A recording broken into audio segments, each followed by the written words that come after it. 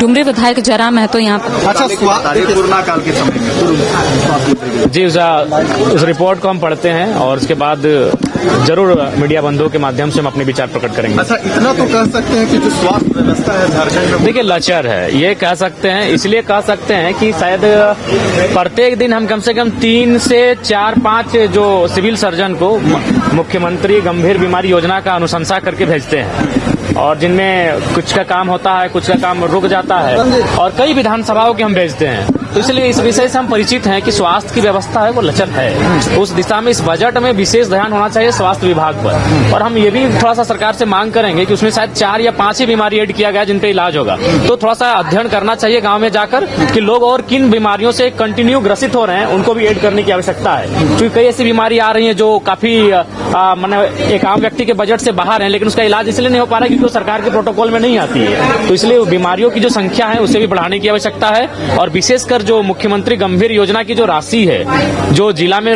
जमा होती है उसमें भी भारी पैकेज देने की आवश्यकता है। कल आपने ट्रांसफार्मर को लेकर सवाल उठाए थे, क्या लगता है बिजली की व्यवस्था, जिस तरीके से ट्रांसफार्मर की व्यवस्था? देखिए बिजली की व्यवस्था ये वास्तविकता है। अभी जस्ट हमें एक जिला परिषद का फोन आया था, छोड़िए अब आम व्यक्ति नहीं, वो भी एक जिला परिषद है यानी सम्मानित, उनका कहना है कि मेरा भी 35,000 का बिल आया है पिछले 4 या 5 महीने मीटर रीडिंग में गड़बड़ी के कारण। तो ये सत्यता है, लेकिन सरकार अपना डिफेंड करने से नहीं चलेगा, इन्हें धरातल पर जाकर काम देखना चाहिए। बिजली बिल माफ नहीं हुआ जो सरकार कहती है? जी बिजली बिल मान के चलिए 2 यूनिट जो उन्होंने कहा था 200 यूनिट, उसके बाद पहला बात मीटर रीडिंग में अगर प्रॉब्लम होगा तो फिर बहुत असुविधा हो रही है। और आप मान के चलिए, मैंने बहुत सारे पदाधिकारियों से भी कहा, जैसे जेई हो गया, बिजली विभाग के एसडीओ, हमने कहा कि आपका फाइन मारने का पैमाना क्या है। अगर आप फाइन कर रहे हैं, अगर कोई दोषी है, आपको लगता है कि अगर अवैध कनेक्शन है, तो उसे कम से कम 5-7 हजार रुपए फाइन मारिए ताकि वो फाइन देने में उसका असमर्थ ना हो। लेकिन अब 40-50 रुपए फाइन मारेंगे तो आप फाइन मारने का आधार क्या है? तो उन्होंने मैंने उसके बाद बात करने से इनकार कर दिया कि नहीं ये विभाग ही जानता है।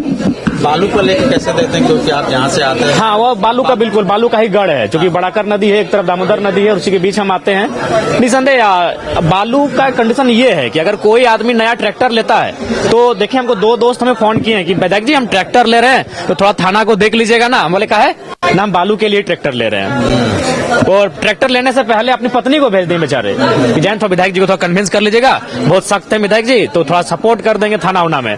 तो देखिए इसमें आप लोग को खुद देखना होगा, और ये सच्चाई है, अगर आप किसी थाना को मैनेज नहीं करते हैं तो अगला दिन रेड हो जाता है।